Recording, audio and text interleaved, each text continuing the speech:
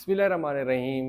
एक ही पैराग्राफ लिखें 13-14 लाइनों का और आखिर पे हवाला दें, और ये नज़्म का ख़ुलासा होगा कि ये एक खड़ा डिनर है जहाँ अजनबी और मुसाफिर लोग खाने में मशगूल हैं।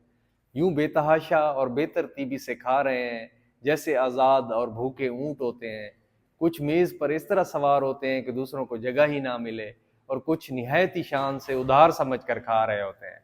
और बेचारे पेट के लिए ये दावत किसी फर्स्ट एड से कम नहीं होती, जहाँ खाने के दौरान फौजी परेड जैसा समा होता है।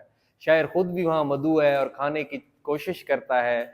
जो पहले से खाने में मशगूल हैं वो हर चीज़ को समेट लेते हैं। कुछ लोग कोफ्ते और दूसरी नेमतें झिपट लेते हैं, और पीछे खाली प्लेट लिए कुछ लोग रह जाते हैं। जब तक वहाँ कुछ को लेने के लिए कोई आगे बढ़ता है तो मेज़ खाली हो चुकी होती है।